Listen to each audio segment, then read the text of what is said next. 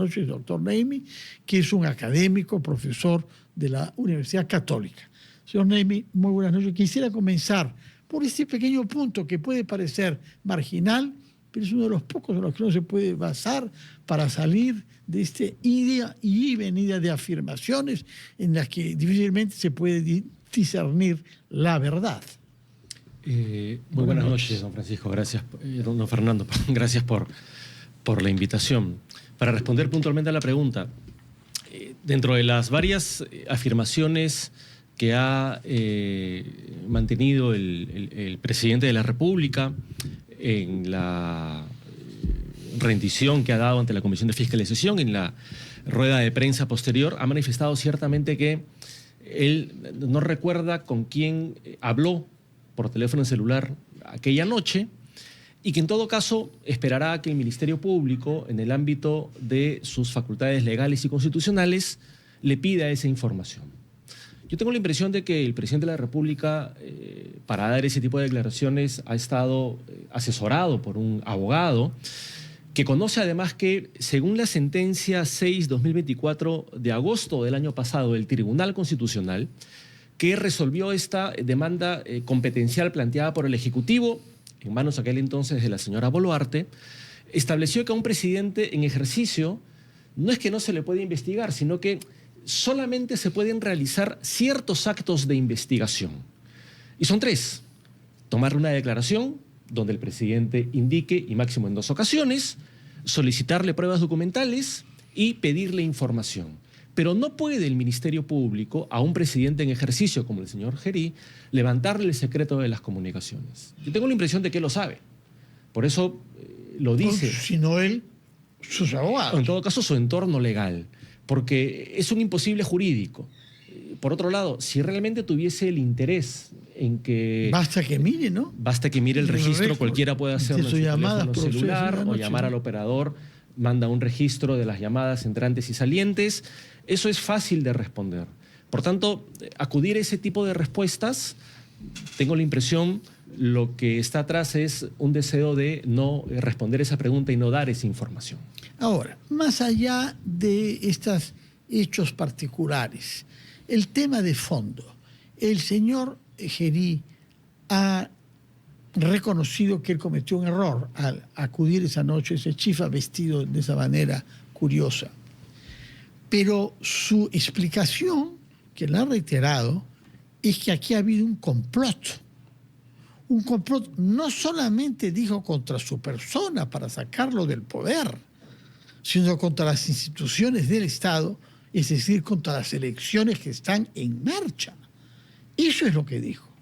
¿Qué responsabilidad penal tiene un jefe de Estado que cree saber que ha habido un complot de esa naturaleza y que sepamos, no ha tomado medidas contra nadie para que los responsables de ese supuesto complot sean detenidos?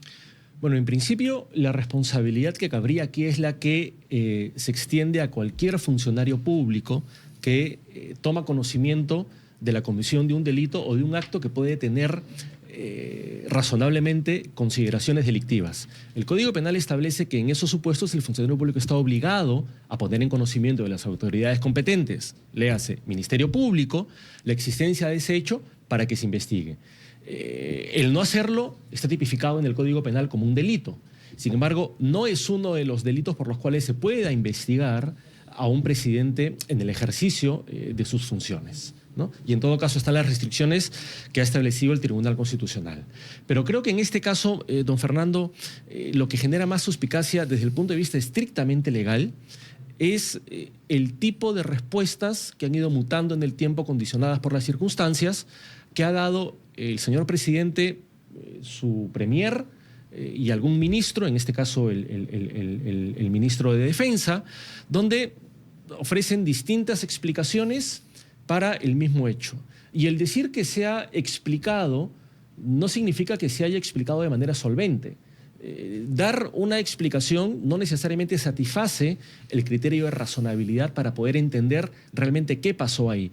Decir que fue a un chifa condicionado por las circunstancias, tenemos videos, que entró a una tienda que estaba clausurada, digamos, eso es reconocer los hechos. pero lo que tiene que investigarse es si conocía realmente, o en todo caso, cuál es el tipo de conversación que se ha tenido con este señor empresario chino, conocido como el tío Johnny, el señor Yang, y por qué el tipo de explicaciones que da son tan efímeras y tan poco creíbles, ¿no? O sea, no es razonable entender que un presidente en ejercicio tenga que sentarse con un empresario chino a conversar sobre el Día de la Amistad China-Perú, cuando eso necesariamente es un tema protocolar que tiene que ser tratado por el embajador, por Relaciones Exteriores. Es decir, hay todo un andamiaje burocrático en el Estado encargado de ese tipo de asuntos y no parece pues verosímil que ese tipo de explicaciones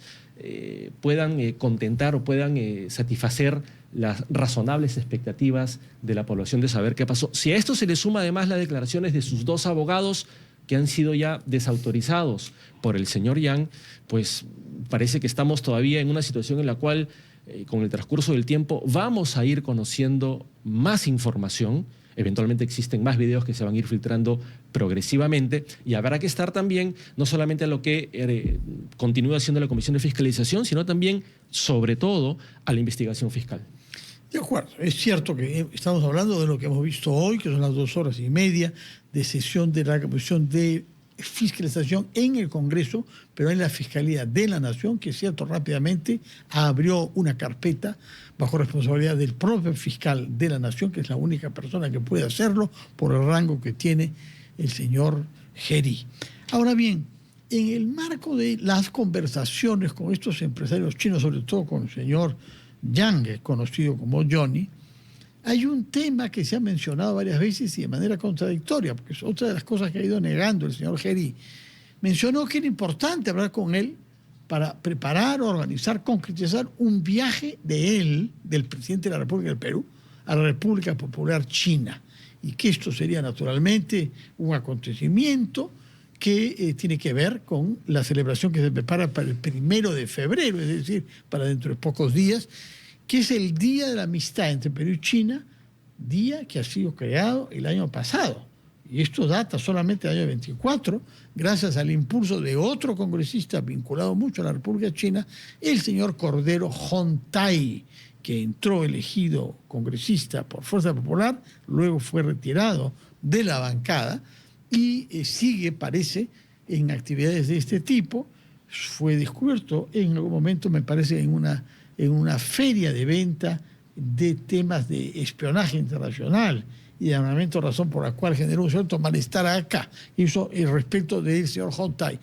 Ahora, ¿es algo correcto que el jefe de Estado hable sobre favores de ese tipo? Es decir, sabemos cómo invitan los chinos y cómo puede ser un viaje no menos de una semana a la República Popular. Es propio que el jefe de Estado hable sobre esa eventualidad con un empresario y justamente no con la autoridad china. Si fuera el caso, él dijo que no había podido nunca viajar a China, que había estado muy ocupado en su trabajo como congresista y que naturalmente sería una satisfacción poder visitar ese país. Todo el mundo lo comprende. Pero es el jefe del Estado. Él puede recibir un favor de ese tipo. No, y de hecho para eso existen embajadores, personal calificado en la Cancillería, la propia Presidencia de la República tiene personal que se encarga precisamente de articular ese tipo de conversaciones, porque ese tipo de reuniones, que pueden ser seguramente necesarias de cara a la política de relaciones exteriores del Perú y de China, pues se articulan por los conductos y los funcionarios competentes. China tiene un embajador reconocido en el Perú y por tanto es el portavoz autorizado de la República Popular China en el Perú.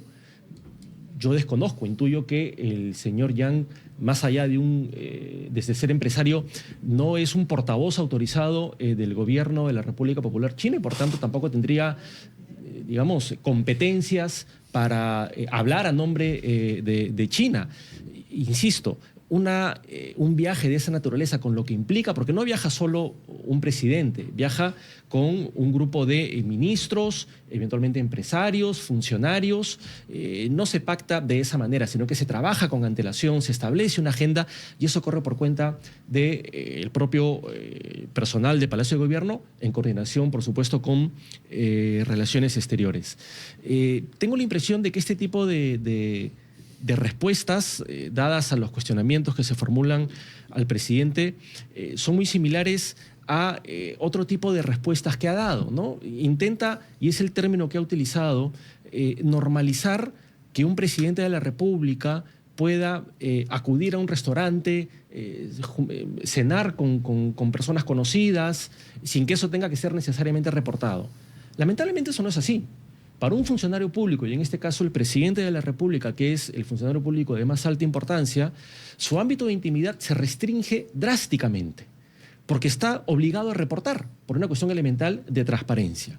Por tanto, quien asume un cargo público de esa naturaleza sabe, y el señor Gerí no es que de pronto ha empezado recién en el ámbito de la función pública, ha sido congresista, presidente del Congreso, presidente de la Comisión de Presupuesto y ahora presidente de la República, sabe perfectamente que no es que fuera del horario de oficina, como ha sugerido hoy día, puede hacer lo que quiere sin rendir cuentas. No es así, porque eso generaría un pernicioso escudo de impunidad.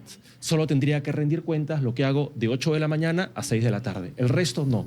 Es evidente que ese tipo de argumentos no son de recibo en absoluto. Como tampoco lo es, si usted me lo permite, don Fernando, una analogía que ha elaborado el presidente de la República para decir ¿por qué resulta llamativo que yo me junte en un chifa y no resulta llamativo que de madrugada participe en un operativo en un centro penitenciario? La razón es evidente, porque como presidente de la República tiene interés efectivamente en supervisar el correcto desempeño de un operativo en un centro penitenciario en una gravísima crisis de inseguridad carcelaria. Eso es, en todo caso, el cumplimiento de un deber público. Y no lo es el almorzar o cenar de manera clandestina, encapuchado, en un chifa sin rendir cuentas. O sea, son supuestos que no pueden ser comparados. Puesto que usted menciona el tema del INPE y solo por esa relación hago notar que una de las buenas noticias, de las pocas que han surgido de la clase política reciente, es la aceptación de la renuncia irrevocable de quien fuera presidente del INPE, nombrado por el señor Gerí, después de los varios incidentes que hemos conocido que han tenido lugar en las prisiones de nuestro país. Hay otro personaje chino tan importante como el señor Johnny, Xiuan Yang, es el nombre oficial de Johnny, el otro se llama He Wu Xiaodong, y parece que hay una historia novelística en torno al relato que ha hecho el señor Gerí sobre él, porque dice que lo vio como mesero que entró al cuarto donde estaba en el chifa, y por eso no habló con él y no se enteró quién era, porque además dijo que no hablaba mucho español, que no sabía bien español. Ahora sabemos que esta persona es un convicto, es una persona condenada y sometida a una detención domiciliaria, es decir, un detenido, un hombre que está preso. Perseguido por la justicia. En su casa por razones circunstanciales, vinculadas a la edad y a la salud eventualmente. Y ese señor ha sido invitado a Palacio de Gobierno. Alguien ha dicho que no hay control, que uno no sabe quién entra, quién sale, que uno no puede saber. Pero estamos ante un hecho que es perfectamente escandaloso.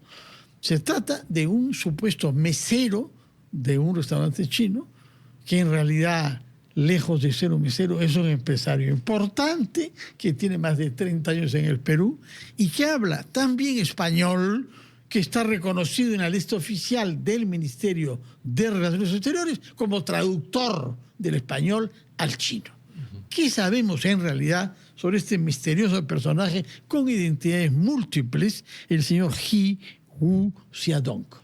Bueno, en realidad es, como usted lo ha mencionado, don Fernando, las explicaciones que ha dado el presidente de la República para justificar su cercanía, o en todo caso las veces que se ha reunido con este otro empresario chino, pues no son convincentes. Y lejos de despejar dudas, lo que hacen es incrementar las dudas que existen sobre las reales intenciones y lo que realmente se trató cuando el presidente en ejercicio ha conversado con estos dos empresarios chinos y eventualmente con otros empresarios, porque algunas de las preguntas que se le han formulado al señor presidente hoy día por parte de los miembros de la Comisión de Fiscalización ha sido la necesidad de enterarse a cuántos otros empresarios chinos o vinculados a ellos el presidente ha recibido en Palacio. Esto que usted mencionaba, que una persona que tiene un arresto domiciliario pueda ser recibido por el presidente de la República sin que el personal de seguridad o el protocolo de Palacio de Gobierno se entere de esa situación, casi parece un cuento de hadas, ¿no? Para salir del país, para entrar a una dependencia pública, etcétera, etcétera, para entrar a una comisaría, a veces a uno le piden el DNI y hay un registro, ¿no? A uno le hacen un operativo en la vía pública y la policía en tiempo real puede ver si uno tiene una requisitoria, si uno es prófugo o no, si uno tiene SOAT, etcétera, etcétera. Es decir, no es muy creíble que no existan protocolos o que no estén preparados los protocolos al interior del Palacio de Gobierno para detectar precisamente quién entra a conversar con el presidente de la República. Esto, si acaso esos protocolos han fallado, es grave. Y si no existen y no se cumplen, es aún más grave. Ahora bien, ¿qué es lo que puede pasar? Hay quienes quieren naturalmente que el señor Gerí deje la presidencia lo más rápidamente posible. ¿Cuál es el camino institucional para eso? Ha habido un cierto debate, si corresponde acudir a una censura como congresista o a una vacancia como presidente, esos son diferentes números de votos, y hay la circunstancia particular de que estamos en periodo de receso parlamentario. ¿Cuál es el estatuto institucional que tiene el señor Gerí frente a estas faltas y qué actitud podría tomar el Congreso, supuesto, todavía es muy hipotético e incluso poco probable, de que surgiese una mayoría favorable a sancionar al señor Gerí por el comportamiento que ha mostrado hasta ahora? Desde mi punto de vista sería la vacancia, porque si bien él es congresista y presidente del Congreso y presidente de la República en ejercicio, lo cierto es que ejerce el cargo de presidente de la República. Y por tanto, la forma, si acaso el Congreso considerase oportuno, necesario apartarlo de ese cargo, jurídicamente la vía sería la vacancia presidencial. Y eso está, digamos, regulado en la Constitución, tiene un número de votos y un procedimiento establecido en la Constitución y en el reglamento del Congreso. Lo hemos vivido en los últimos años varias veces, de manera que estamos digamos, ambientados y conocemos todos de qué se trata, ¿sí? Cuestiones distintas que ya son estrictamente políticas es si se podrá sumar la cantidad de votos necesarios, si los congresistas entienden que a puertas de una elección amerita un proceso de vacancia o no. Pero en todo caso, desde el punto de vista estrictamente legal y jurídico, sí hay que recordar que una eventual vacancia no tendría por qué poner en riesgo el proceso electoral. Básicamente porque el presidente de la República no interviene en ese proceso más que para convocar elecciones, cosa que ya se hizo. Y el proceso electoral está bajo la tutela y en las manos del Jurado Nacional de Elecciones, interviene el RENIEC, los tribunales electorales especiales.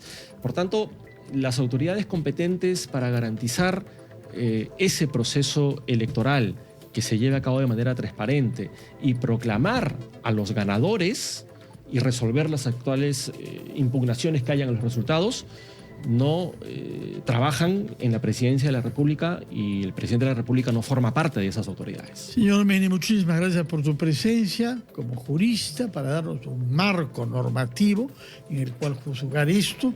Y naturalmente ha hecho usted un gran esfuerzo por retenerse y que sus opciones personales o sus sesgos personales no interfieran con su análisis jurídico.